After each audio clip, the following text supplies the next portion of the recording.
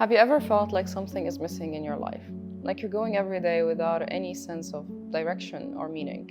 Well, if so, then it's okay, you're not alone. There is many young adults and even teenagers that tend to experience this on a daily basis. And the good news is that there are actually some tips that is going to let you understand yourself a bit better and also help you overcome this feeling of emptiness. In this video, we're going to explore the reasons behind why are you actually feeling empty, and also there will be some tips to guide you through a more fulfilling life. So stay tuned and bring a paper and a pen and note down, because this is going to be a very educational and heart-feeling video, so stay with us.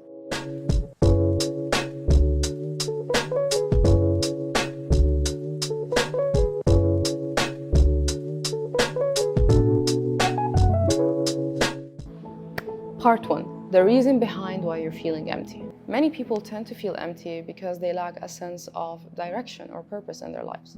But it actually doesn't only stop there. It goes way more to the sense of maybe you lack intimacy in your life, or you don't have the right connections around you. It could also be that you're maybe struggling with mental health issues like depression or anxiety. And these can actually make it quite difficult for you to enjoy the little day-to-day activities even, or to find anything having a purpose in your life. Also, one of the things that is quite spoken about is actually social media.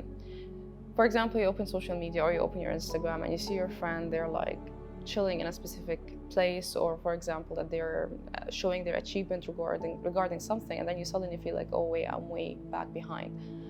And this actually creates like a sense and an environment of comparing, and which makes us feel most of the time that we are failures, or that there is just something missing, or that we're not complete. Now, how to stop feeling empty? The good news is that based on research, there are many tips where you can follow that will help with the feeling of emptiness and also help you live a more fulfilled life. Now, number 1, you need to discover your passion and learn how to pursue them. Discover your passion and pursue them. Find the things that actually give you joy in life, the things that make you feel happy, the things that make you feel fulfilled, or maybe even alive for a second. For example, if you look within you, what are the things that kind of give you that type of spark from inside of you? Is it drawing? Does it give you some sense of relaxation, for example, or that you're able to express yourself? Is it dancing? Is it music? Maybe look within yourself and try to find what is the one thing that you find passion or spark from within you, and try to pursue more of it in your everyday life. Try to ask yourself, what are actually your long-term goals? What are you planning to achieve with your life? What do you want to give back into the community or into the people that are around you? And also put that and try to work it in a way that can also resonate with your passion. Pursuing your passion and understanding it, and also having a little bit of a sense of yourself and what you actually enjoy, is the first step in order for you to find a direction in life. 2, build meaningful relationships. Try to surround yourself with people who genuinely love you, people who want the best for you, and people who uplift you when you're feeling your lowest. People who are able to tell you that it's okay. And even though you're not your best, they still love you unconditionally. These are the type of people that you try to surround yourself with. Sometimes we say that surround yourself with positive-minded mentality. But the thing is, we often confuse that with a person who's always happy, but this is not life. Nobody's always happy. But a positive person basically will try to find the meaning even in their sadness. They'll try to understand why are they passing through some specific things, and they're just not gonna dwell with negativity that this is life, I'm the victim, everybody's the victim, and go into that whole series of basically self-pity. So the thing is, there's a difference between a person who's like trying to look that they're always happy and everything is perfect, and between actually a person who maintains a positive mindset even in problems. These are the type of people that you should try to surround yourself with. Now, third thing, and it's actually one of the biggest reasons why I was able to achieve most of my dreams, which is practicing gratitude. Instead of focusing on what you don't have, maybe try to focus on what you already have. Try to kind of reflect from already within you. Try to look at where you were 5 years ago and where you are right now. And then you're going to realize that actually every dream that you have set nearly have came true. At least 90% of your dreams have came true. So this is a moment that you actually take to yourself and you realize, oh, okay, anything that I'm passing through right now, or any emptiness that I'm feeling, is actually going to be fulfilled because it was able to be fulfilled before. So the thing is, practicing gratitude is one of the best self-reflecting ways that you can actually do. One of the most things someone should be very grateful for is the fact that you're waking up in the morning. I know this may sound quite simple, but the thing is, when you wake up in the morning, you are actually still alive. You still got a chance. You got a chance for another day. For another day to make things right, for another day to look at a different perspective, for another day that Basically, God is telling you that you're actually meant to live, that you have a message that you need to do. So the thing is, that means you're not an empty person. You have a lot to give back. Also, one of the things to reflect on is look at your body. Look at how healthy you are. I think if you're watching me, you're functioning pretty well. So this is something to be very thankful for. One of the things to be very grateful about is the fact that you're waking up and you're not hearing bombs. You still have a roof over your head. One of the things that I'm watching a lot nowadays is how there are many of our brothers and sisters and many of our basically fellow humans that they are dying every single day in Gaza from the occupation of Israel on them. And this brings so much pain to my heart because the thing is they've been living that way for about 78 years. Imagine that when you go to sleep, you hug all of your kids because there's a chance you may not see them tomorrow. Imagine that you have to hug your mom and maybe sleep next to her because maybe if you wake up in the morning, it's either you who's gonna be dead or it's gonna be her. Maybe your friends in school, you will not see them the next day. I urge everyone to be more educated on the matter of Gaza and Palestine. And be very careful because the Western media can make you see things that are not really there. They can try to shift your focus on what is really happening because they want you to side with the oppressor and not the oppressed. Number 4, seek professional help. If you're struggling with mental health issues, try to seek out to a counselor or a therapist. They're going to help you understand more your emotions and help you in a way of how you can cope with it. You could actually be feeling empty for something that is not entirely in your hands. You could have the perfect job, you can go to the gym, and you can have some nice relationships around you, but still there's this continuous feeling of heaviness and emptiness inside of you. There is likely that you're actually suffering from a mental health issue, and most probably, maybe there's a trauma that is actually stuck from your past that needs to be cleared or needs to be understood in order for you to be able to at least observe the situation and get to know yourself a bit better. Maybe the trauma have actually left a damage inside of you. So the thing is, when you go to a therapist or a counselor, they help make you look at that trauma, understand its effect on your current life, and also kind of go through a process that is going to help you overcome it. You could still be holding the damage of the trauma within you even until the present day.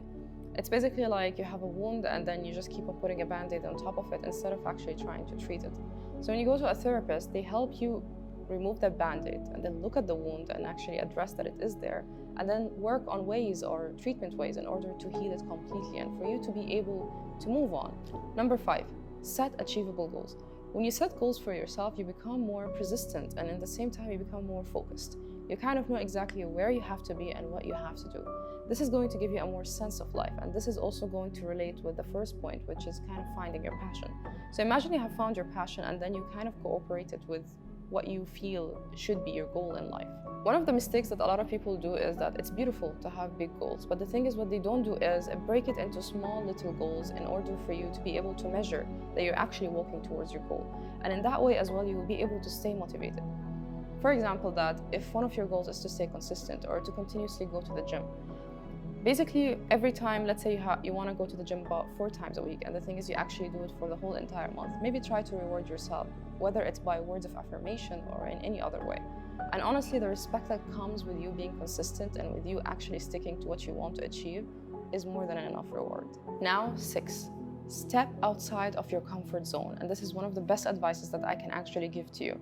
Because the thing is, when we are kind of dwelling or when we go into our comfort zone, we would get into that kind of boredom zone. And the thing is, once you're bored, this is when your brain is going to start to diverse its thinking in things that could be unnecessary. There's a difference between your brain is trying to give you a message of something that is wrong, whether it's in your body or whether it's in your mind, and it's trying to kind of make you alert to something. And there's a difference between that you're basically because you're bored and you're distracted technically. I'm not going to say undistracted, actually you are distracted. So the thing is, you tend to go to unnecessary thoughts all the time, and one of them is going to be self-sabotaging even towards yourself. So one of the things that I would always advise with is get out of your comfort zone.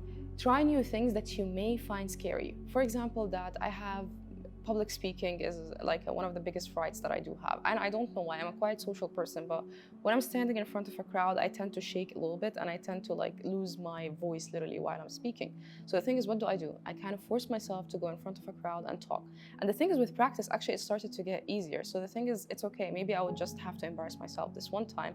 And I don't mind, I can embarrass myself as many times, because one day I will not be embarrassing myself anymore. And actually, I'll be proud of myself. So try new things that you may find scary or you may find unusual. Maybe travel to a new place. Maybe try to socialize with a different culture or different religion than you. Try to read different types of books. Try to kind of open your mind to different things that you would normally find scary or out of your comfort zone, out of something that you wouldn't do. Maybe with trying different new things, this is going to open a door for you, for your passion. Now, number 7. Volunteering. Volunteering is one of the best feelings you can ever do in the world, because the thing is, this is when you're going to be feeling like you're finally giving back to the world. And the thing is, I don't know if you have read the book The Secret. It actually talks about that whatever you give, you will get back the double of it. So the thing is, this world kind of works like that. With anything you give out, this is what you get back in return. So the thing is, if we're gonna take a moment to sit back and think about it, imagine basically with you helping many people, this is going to kind of divert the thoughts, at least, of how you're feeling less about yourself or empty. But then you're gonna start to feel like you have a purpose in life, whether it's by helping orphans or basically you're volunteering in a nursery home. You're going to feel like basically your presence does mean something to somebody. Number 8, take care of your physical well-being. Try to sleep well, and it's okay. Don't overstress about the number of hours that you have to sleep, but at least try to regulate your cycle or to regulate your sleeping schedule in a way that could be at least acceptable. Because the thing is, most of us either we sleep very late or either we sleep way too early and then wake up very late. So the thing is, we have to try to find a way that we can sleep in a healthy way. Basically, if let's say you sleep even from 12 to 7, this is not bad. I'm not gonna tell you to go overboard with how everyone is saying you have to wake up at 5 a.m. Yeah, that's super great for your body, and honestly, yes, you will get to achieve a lot. But in the same time, actually sticking to this many hours is actually more than good enough for you. Also try to pay attention to your diet and also to your exercise. Try to have a balanced diet, not only focused on, let's say, on fats, you eat too much fats or carbs. No, try to have a balanced diet between basically vitamins, minerals, carbs, fats, etc. All of them, they have to be on your everyday meal. Also, exercising is quite important. You have to learn how to keep exercising in your daily habits, either by you going to a walk or registering a gym nearby. This is going to kind of help activate your blood flow in all of your body, and also it's a way for you to relieve any type of negative energy. Usually when I'm kind of angry and I tend to go to the gym, whether it's like I lift some weight or I do some cardio, after that I feel so much better. And this is one of the things that I would always advise people to go for. For your mental well-being, there's lots of benefits for you exercising and also for your physical body. Basically, there was a study that I've read somewhere. I'll try to maybe put it on here on the screen or link it down in the description, where it says that basically a person who smokes but exercise is healthier than a person who does not smoke and does not exercise. So exercising have huge benefits on your body. Basically, same thing. Let's say an obese person. If an obese person goes every single day to the gym, is healthier than a fit person who actually does not go to the gym or who does not have physical exercises every single day. Now, the final step of this video is practice self-compassion. A lot of us kind of misunderstand or misuse the word self-love. Like when you hear self-love, oh, you think about, I want to do like a mask and have this type of routine and watch Netflix. This is not self-love. Self-love is basically you diving so deep into yourself to the point that you accept yourself for who you truly are, you accept your past, and you love yourself and continue on elevating yourself every single day without giving up on it.